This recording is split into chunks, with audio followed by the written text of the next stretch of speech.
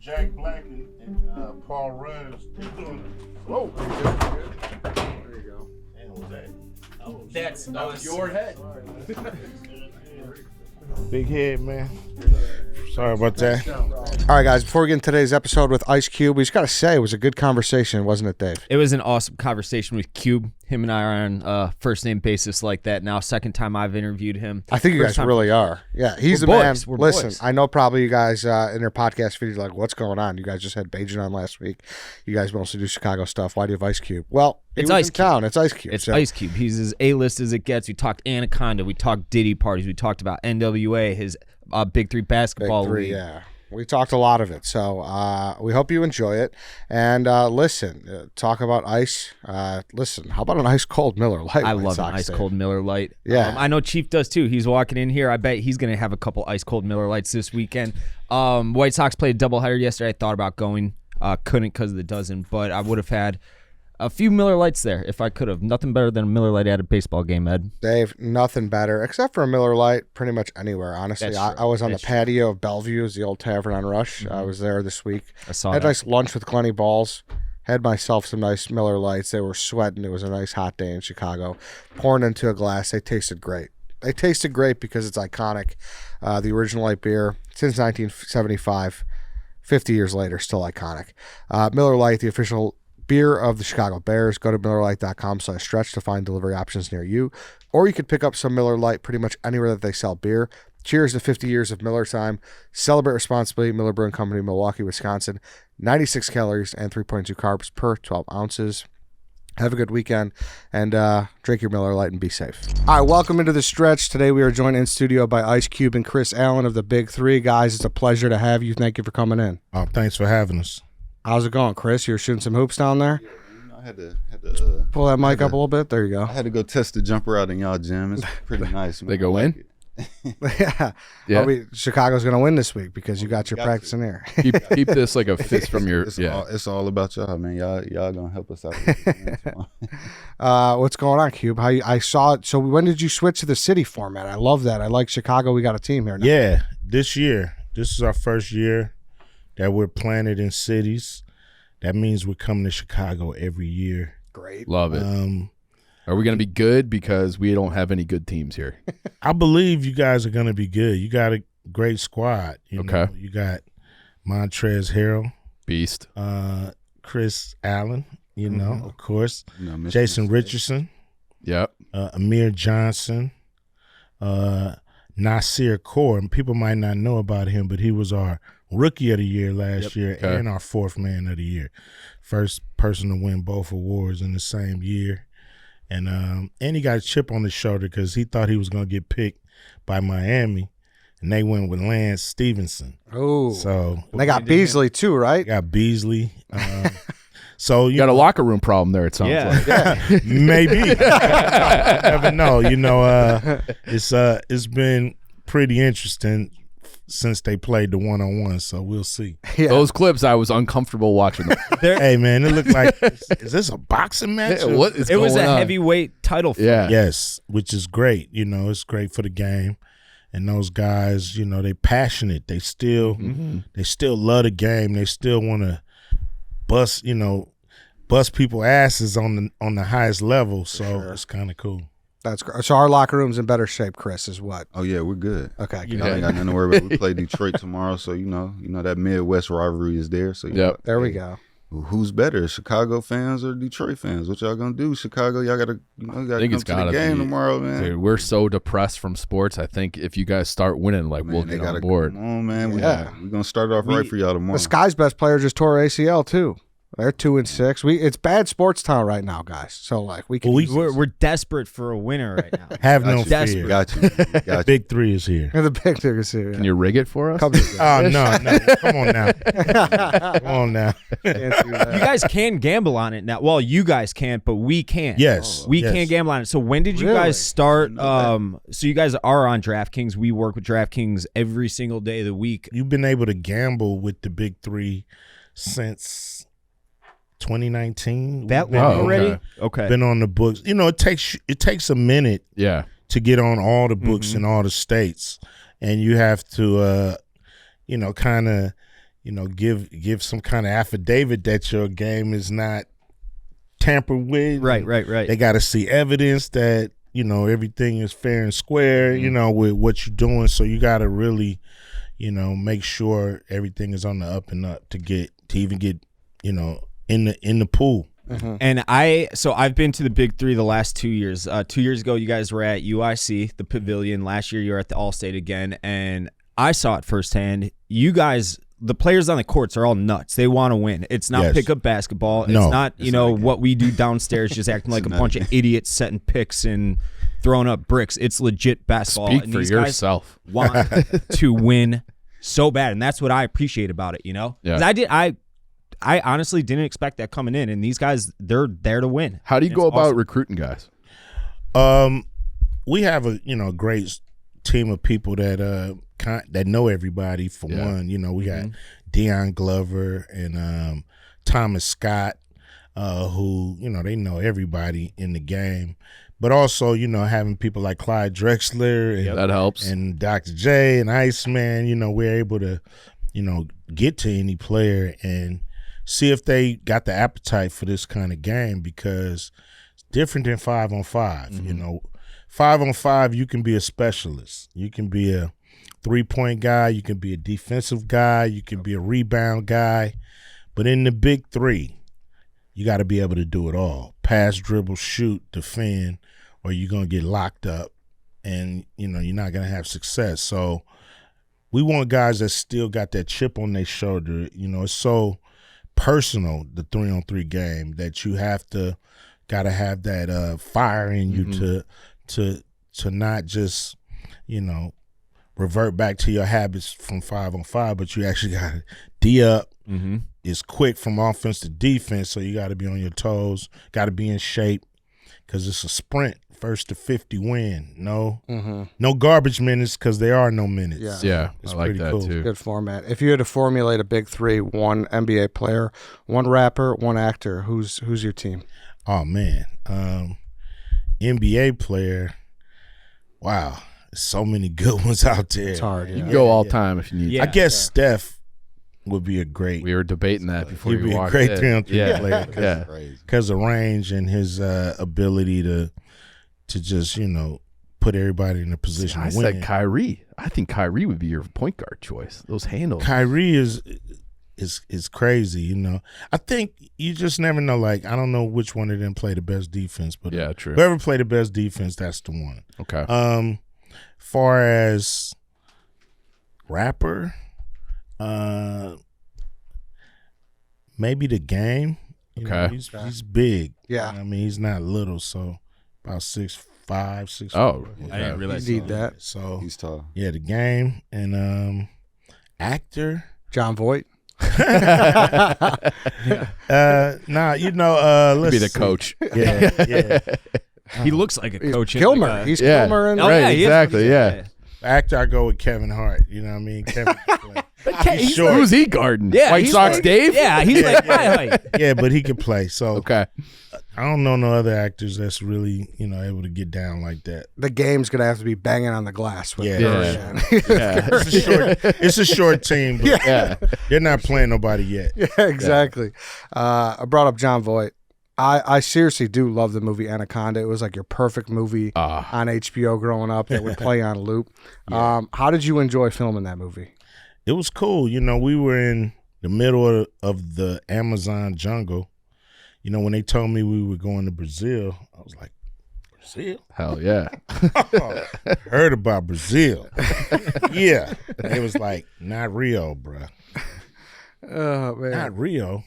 What other kind of Brazil is it? You might have a layover in Rio. Yeah. You're in the middle of the Amazon, man.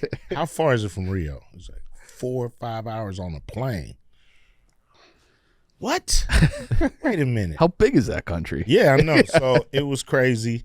And we were in the middle of the Amazon. It's the only city that's in the middle of the jungle like that. Mm-hmm. And the cast has been like was a star-studded cast. You, Crazy, Owen Wilson, yeah. J-Lo, Yeah. John Voight. Yeah. It's crazy looking back. Was it even realized at the time, like, hey, we're making a Snake movie and we came with a bunch of all-stars? Like, was that realized? I don't think we looked at ourselves as all stars. We looked at ourselves We did. as you know, a great freshman class, so to speak, coming in, because we were all new to the game. Like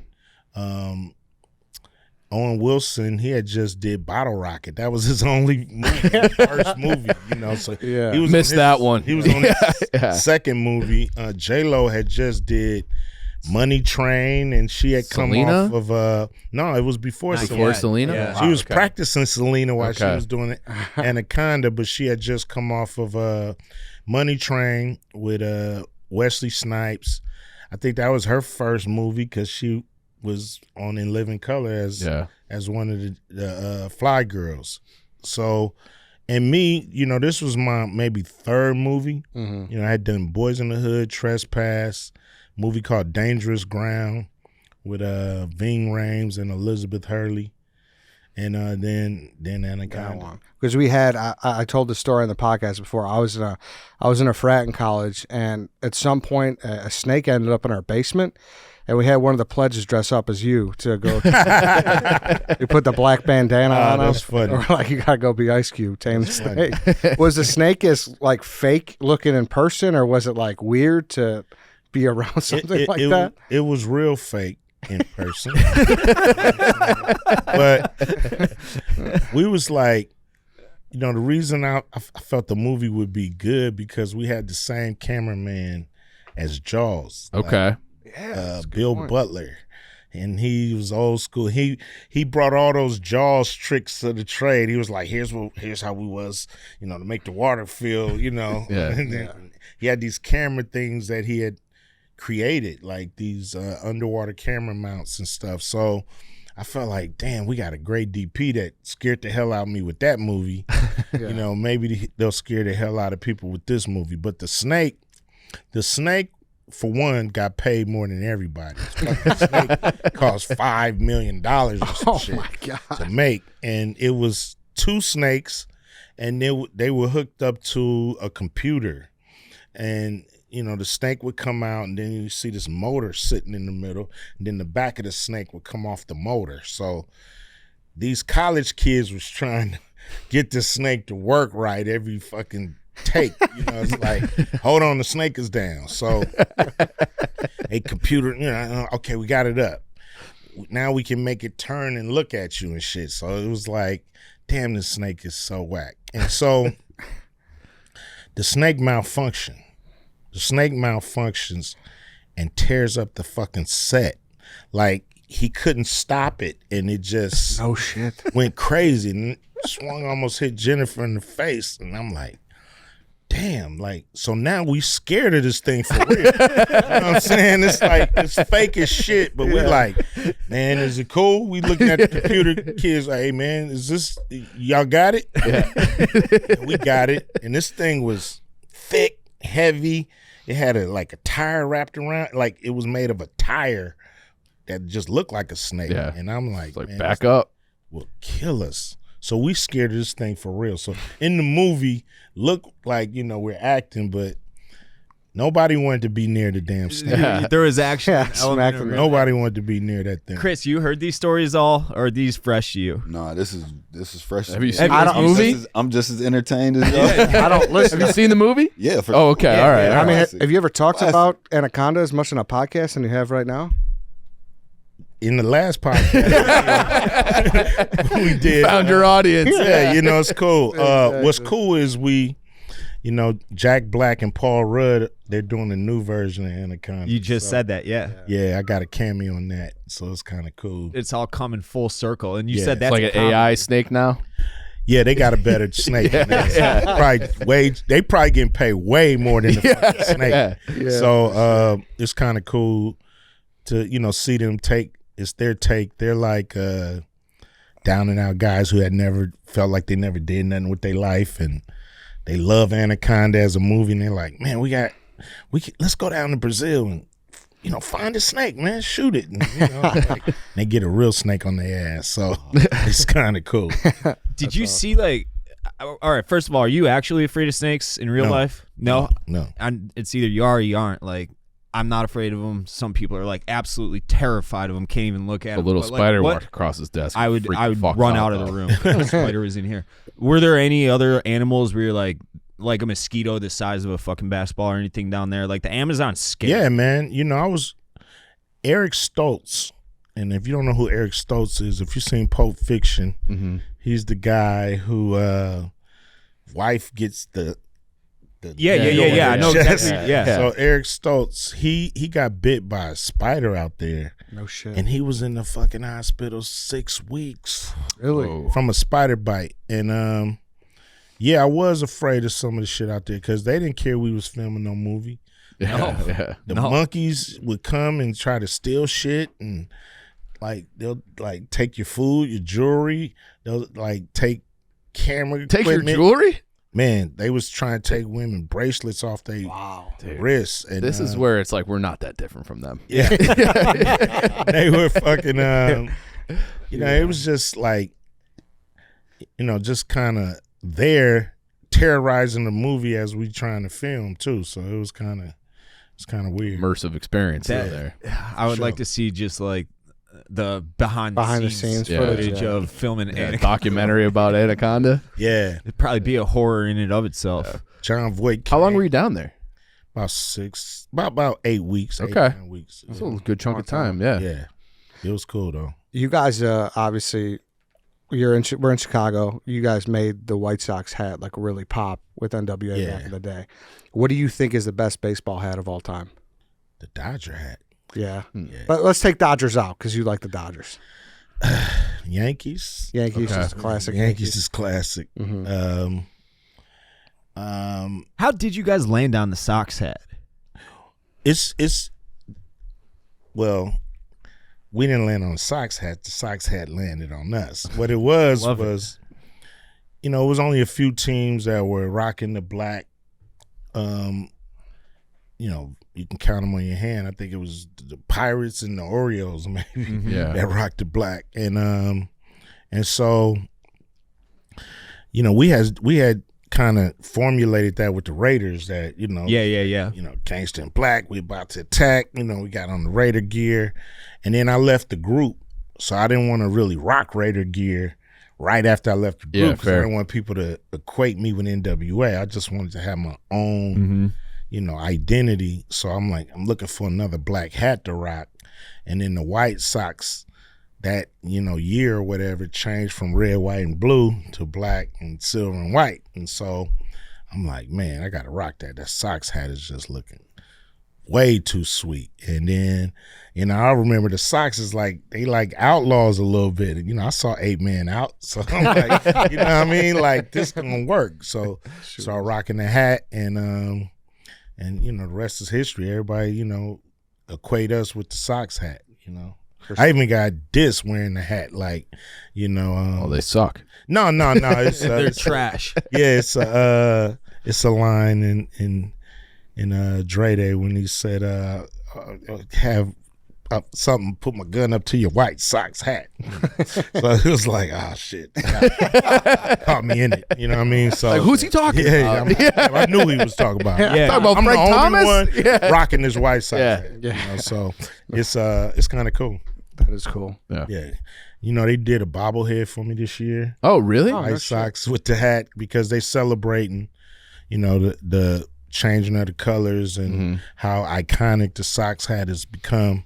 And they did a little piece on me, about my journey with the Sox hat, and then they created a bobblehead. So Did that come out yet? That bobblehead? I'm not sure. I don't. I think it may be later on this season. I was gonna say I don't think they've announced that yet. Oh damn! Spoiler. Breaking Spoiler. news. Yeah. Spoiler. They do those later in the year to sell tickets when they're 50 games out of Yeah. first place. Yeah. And people go because they'll want that bobblehead for sure. Yeah, definitely got to get the Cube bobblehead. Yeah, why not? Got to. Should sell out that game. I love the performance you did in the World Series last year. Was that a lot of fun? Man, that was like fun. That was so next level. Yeah, You know, it's like Cloud9 stuff. You like having a out of body experience, you know, because I'm such a big, you know, Dodger fan, and then them playing the Yankees, they haven't played them in the World Series since the 80s. Mm-hmm.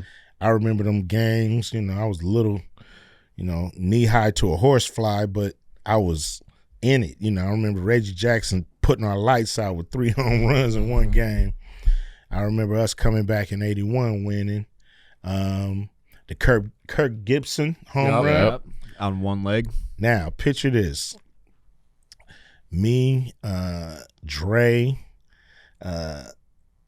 like a few people from the NWA side of things. They wasn't members, but they was like dudes that hung around. Mm-hmm. Crazy D, a couple of guys, Sir Jinx.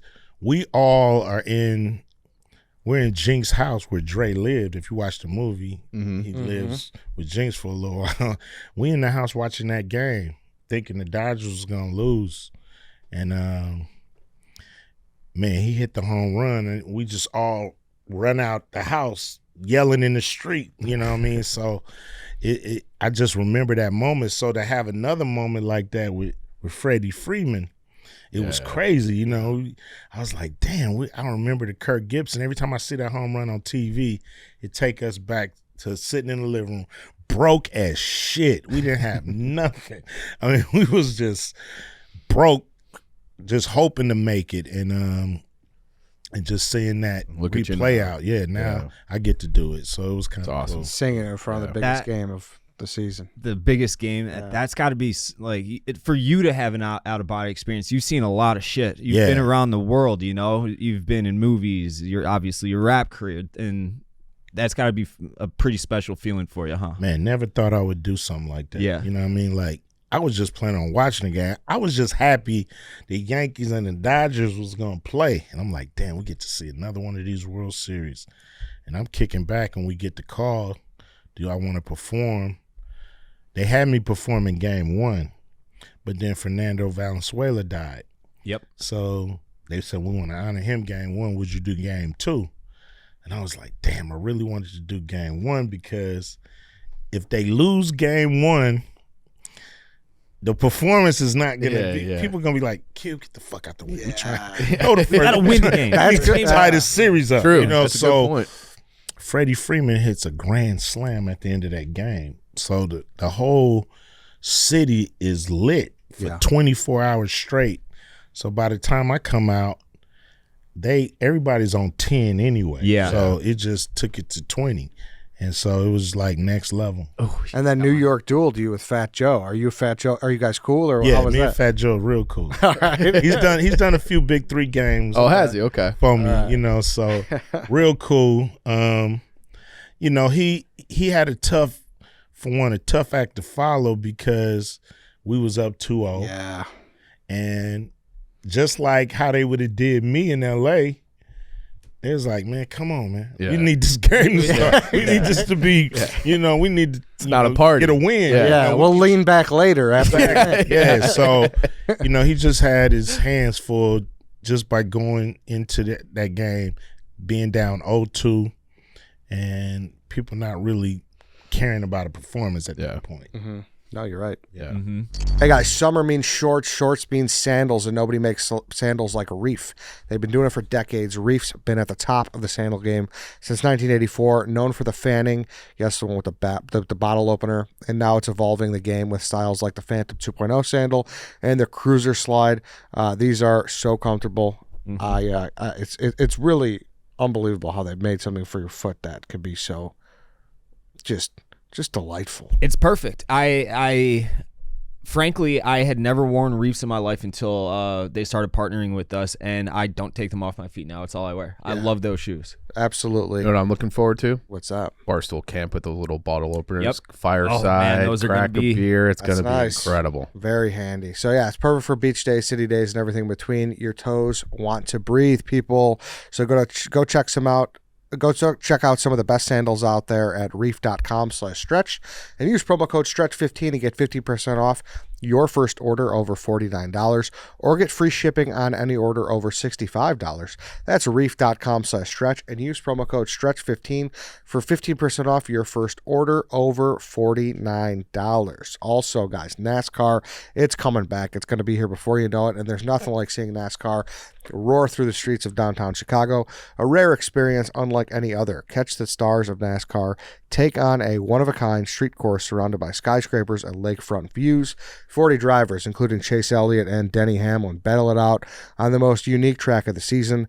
The energy is electric. Race day adrenaline meets festival vibes in the heart of the city. Don't miss Zach Brown Band live from the start/finish line Saturday night, part of the Busch Light Summer Music Series. This is more than a race. It's Chicago's ultimate summer weekend. Get your tickets now before they're gone. NASCAR takes over Chicago, street racing, skyline views, music, and more. Get your tickets now at NASCAR.com for the ultimate summer weekend. We can't recommend it enough. It's awesome. It's the best. And Zach Brown Band going to be there too? I mean, that's... It's one of those things, too, like it's, Chicago, we're not very immersed in a NASCAR culture. Once you get in there, it's so cool to be. Yeah. Dave, what does the engine sound like? Give us a little engine sound. Vroom. Oh, that's it? A lot louder than that. Lot louder. Give it, Dave. Yeah. Eddie's a headphone guy. It's so loud there. Max your speakers to the gills, and you'll get it. Go check out NASCAR. You guys, I was talking to Hannah downstairs, your guys' PR girl. She's awesome, by the way. Thank you. The best. She was talking about you guys taking Big 3 International. Yes. We're going to Australia this year for some exhibitions. We're in talks with a great Asian league called the Super League. And so we want to take this league worldwide. We believe we got the best 3-on-3 basketball in the world, and it's not even close. You guys saw what the Olympics produced. So, we want to take, our version of 3-on-3 around the world and, become the staple, become the best 3-on-3 league in the world, and we want everybody to agree. Mm-hmm. And was there any partnership with the Olympics or talk of that? Because that event, I feel like got a lot of buzz when it first came out, but then fell flat. So how do you guys work with them? What's the relationship like with FIBA? No, we don't work with them, and that's a shame. We've asked them several times to consider, coming to get some of our athletes, because it's no animosity there. Yeah. We want to win gold medals. Everybody expect us to win gold medals. Yeah. So it's like, man, please come get Joe Johnson, man. Come get Mike Beasley. Come get, some of these guys. Yeah, ISO Joe in the Olympics would be incredible. Come on now. Yeah. And so, you'd be unstoppable. Thank you. And we'd win easy. Like he said, guarding ISO Joe's not easy, huh? Crazy. Nah, he's a different. Never played against a guy like that before. Yeah, so come get our guys, man. Stop playing these games. It's got to be an intimidation. Not intimidation. What's the word I'm looking for? Like, not jealousy, maybe. Like, they know that you guys are better than them. So, yes. Yeah. Well, right? Yeah, we are better than them. They should know it. They would have to be blind. Mm-hmm. But why hold, we're talking about sending a team from the United States to play against the rest of the world. Why are we against each other here? We should be working together to put together the best team to go kick some ass. And I don't understand, what's the issue here? Mm-hmm. So you guys just gonna stomp on them and become FIBA yourselves, or what? Well, we've challenged, and the challenge is up. It's still out. Whoever wins the gold, we want to play them.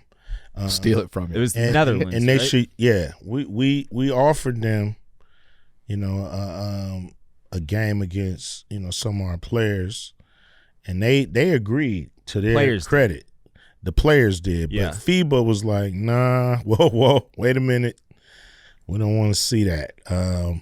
So they vetoed it on some kind of stipulation in their contract about they need 3 weeks notice, and we had 10 days to do it. And so we still want to play them, and we'll still play anybody in the world with our players. The offer's on the table, right? know it. Dave's the calling offer's them out. on the table. Hype man. They don't White want none of Sox this. They don't want none of it. No, they don't want that smoke, right? Nah, they don't. What about 90s basketball? If you had to say some guys that you would have loved to see in the big three, who are some guys? We're obviously All of them. Yeah. I mean, from Jordan, man, Magic, Barkley, like, I think the NBA got mad at me when I said that David Stern should have thought of this 30 years ago. You know what I mean? It was like, Yeah. okay, Cube, enough of that. Like, Shut up. leave David alone. But it's true. This is a great game, and our players love it, and it's great for their mental health. These are ballers. They've been honing their skills since they was little kids.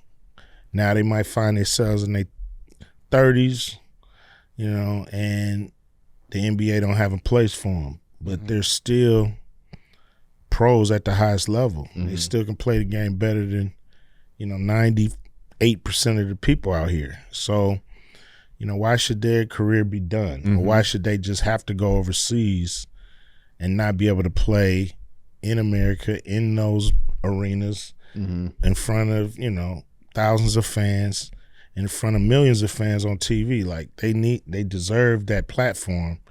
And for us to be able to give it to them, it does a lot for their spirit, we got Chris here. He could speak on it. Yeah. Yes, sir, man. Yeah. I was just about to intervene, but I didn't want to cut you off. Oh, come on. Go Man, for I it. done played in 15 different countries. I got a call last year from one of my good friends, Jordan Crawford. He was like, hey, man, I seen you was thinking about coming to Big Three. I was like, yeah. He was like, we got a spot for you, man. You got to come to the tryout. You do good, you good. I was like, all right, bet. Go to the tryout, come and play. I'm like, oh, this is lit. Go through the first year, got to get to come out the locker room with your family, my niece and nephew. It was great, man. I love it. I tell them every time I see them, I tell them thank you.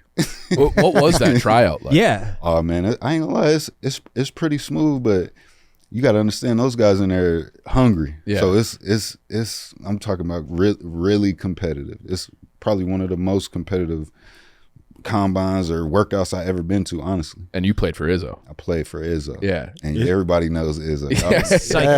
Yeah. Listen, Iz, my guy. But hey, everybody know he is. Leave it at that. You don't have to leave it at that. We'd love a story that we can clip and go viral with. Oh man, hey, well, I might tell you one. So look, Iz is a character. So he in practice, he gets to going. If some guys are a little too timid or a little too shy, he gonna let you have it. One of our big men, I'm not gonna say his name. He gonna know after the story who he is. He was having a bad practice. Is like, all right, go get the tampons. put a tampon on the wall. Made him stand under it.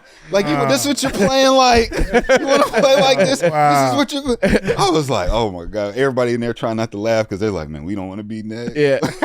Wow. Nah, man, I loved it. Did they stop playing like chicks? Oh, for sure. Man, Yeah. we had this drill called war drill. 5 on 5. All you're doing is he gonna throw the ball at the goal, it's gonna hit the rim, and then all you're doing is just banging. It's like the football. There's no basketball. This didn't make any sense to me at the time. But then we get to the national championships and Final Fours, and we bouncing off of people and grabbing rebounds, and we getting 50% of our shots. So that's an extra possession every time. You guys were always just, I felt like Michigan State, like you knew what you were getting. Like, Constantly, every year. We're going to the day. Final Four Right, every yeah. year. We're going to the tournament every year. We're going to win Yeah. Big Ten every year. Yeah, and you might be a 5 seed, but it's like, It watch doesn't out. matter. It doesn't Doesn't- matter. doesn't Yeah. matter. That was, I feel like your era. We're a weld program machine. I feel like your era was when the January, February Izzo thing start like that. That I want to say during my years there, I want to say every team he had went to at least a Final Four No shit. Yeah. for like He's- 10 years. Yeah. Every class, yeah. Yeah. Yeah. Class of one guy. Yeah. It's Every Dr. J's he's not as much like Izzo then. Yeah, no, oh man, laid Dr. back. J's super laid back. He's like, Chris, why you keep looking at over here for, man? But, yeah. He ain't worried about nothing. Just play basketball. Yeah. Go. Just go A play. little bit more hands No, on. with me, Yeah. mission That's statement. awesome. We had to play to go to the bathroom. We had to play for Hey guys, Viore, it's incredibly versatile and comfortable for whatever your day brings, right, Chief? I know you can't take those things off. I was a little disappointed today that I've got 3 pairs of the joggers. They were all in the wash. Otherwise, I would have had them on today. So that's why you've That's been why a you grump didn't, today. you didn't pop up. Yeah, That's why he's been a grump. I'm not grumpy. I'm not Well, grumpy I at all. mean, Well, you're not. I'm wearing- less comfortable than I Yes. normally am. Less So that comfort makes you a little- means more grumpy. Yeah, a little more grumpy, I'm powering through. Okay. It just tells me that I need more Viore in the Yeah. rotation. which is So fair. that's all you need to say. It's designed to look great beyond the gym. Whether you're running errands, heading to the office, or meeting up with friends, the core short is the short that started it all for Viore. It's soft. It's lightweight. I can't read today. 4-way performance stretch. It moves with you, no restriction. The breathable boxer brief liner allows built-in comfort and support. Viore is an investment in your happiness. For our listeners, they are offering 20% off your first purchase. Get yourself some of the most comfortable and versatile clothing on the planet at Viore.com/stretch. That's VUORI.com/stretch. Exclusions do apply. Visit the website for full terms and conditions. Not only will you receive 20% off your first purchase, but enjoy free shipping on any U.S. orders over $75 and no free returns. Go to Viore.com/stretch and discover the versatility of Viore clothing. Exclusions apply. Visit the website for full terms and conditions. ChevyDriveChicago.com. It's a new season, but it's always truck season at your local Chevy dealer. ChevyDriveChicago.com has all of the information you need to research your future Chevy truck and locate a dealer near you. Maybe you're looking for something a little smaller for summer street parking. The Chevy lineup of SUVs has it all. Great styles at great prices. You'll look good and you'll feel good about what you're driving. If an EV is what you need, your local Chevy dealer is ready to take you out for a test drive and show you all of the latest technology in these top-tier electric SUVs. We always feel to take a road trip this way. Actually, yeah. Dave asked me to do a road trip earlier.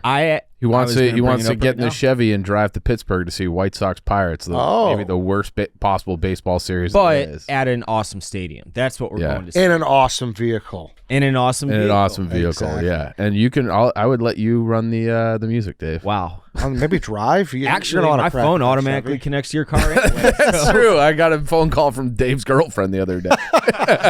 That's hilarious. Pulling out of the drive. Pulling out of the parking lot. Head to ChevyDriveChicago.com to learn more and find your dealer today. Are you Ice Cube? How are you and Snoop Dogg? Are you guys?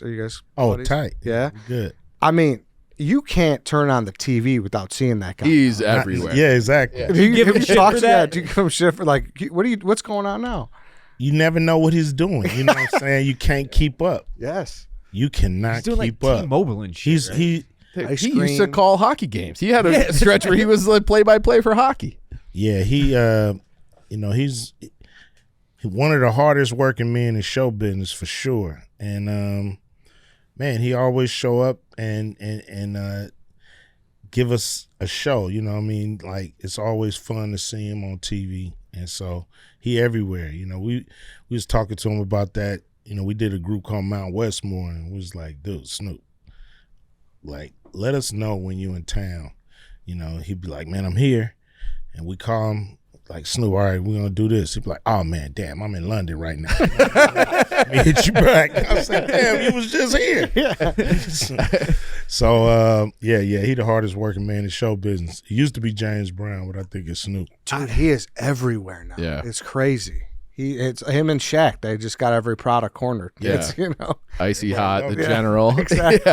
I was going to actually ask you about that. Obviously, Snoop's and Shaq, amongst a few others, they just do everything. How do you balance the time? Because you got a lot of shit coming out yourself on, like, non-Big Three. You got you're producing. You said new album, right? Yeah, new album coming out this fall. Like, how do you balance the time? Like, you're running a basketball league, you're acting, you're producing, you're rapping. Obviously, it's crazy. I get home from recording 2 podcasts and I'm like, fuck, I'm tired. Just proper planning, you know, and execution. It's really about, you know, we spend some of the time planning, we spend some of the time producing, and, you know, I always look at what's on the agenda for the day, and try to be a superstar just on the day, and then Love that. you start putting those days together, and then you start to see that damn, we can get a lot done if we're dedicated to executing what needs to be executed the day of execution. So I know that's a lot of words. No, it the makes same, sense. but it's really important to have that mentality, and then you find yourself you could do a lot. If you're just like, I got to be a pro today. We got to kill this, and this is on the agenda. I ain't thinking about nothing else, just this. And then tomorrow it's going to be a whole nother list of things that we got to take care of at a high level. And so you just get in a rhythm. Yeah. That's why Big Three the best league in the world. Right there, he just told you. It's a good employee right here. Company man. The best league Company right man. there. What's your favorite thing that you're involved with these days? Oh, the Big Three. Yeah. Because I'm a sports fan, basketball fan. Yeah.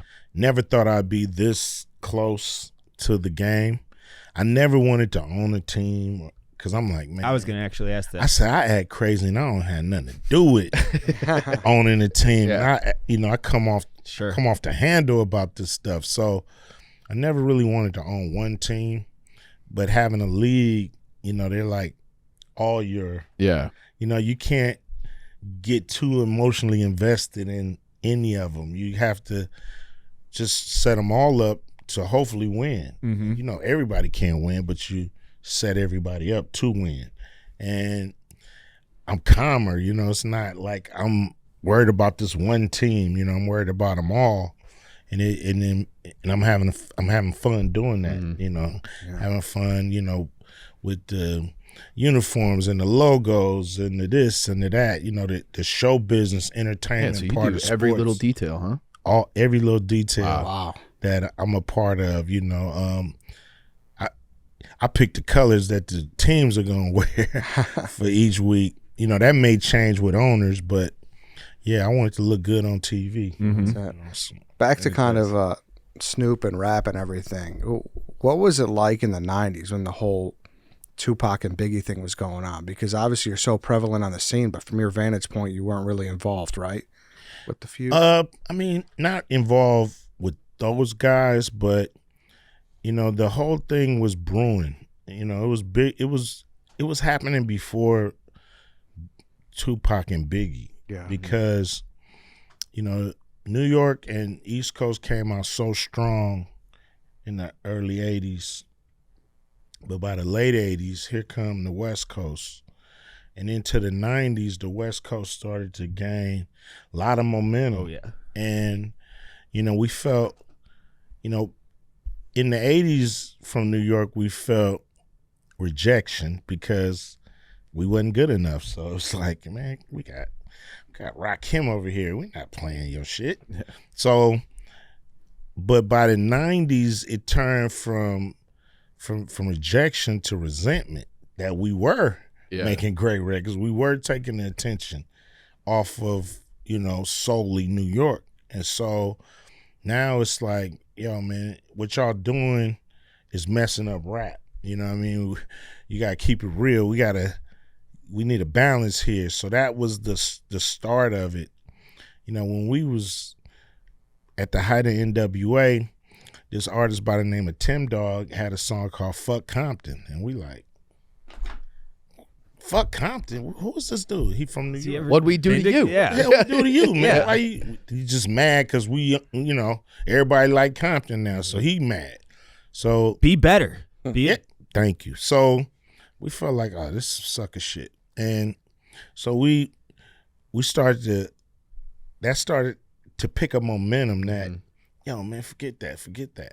So by the time Tupac and Biggie are at the top of the game, one from the East, one from the West, they used to be friends.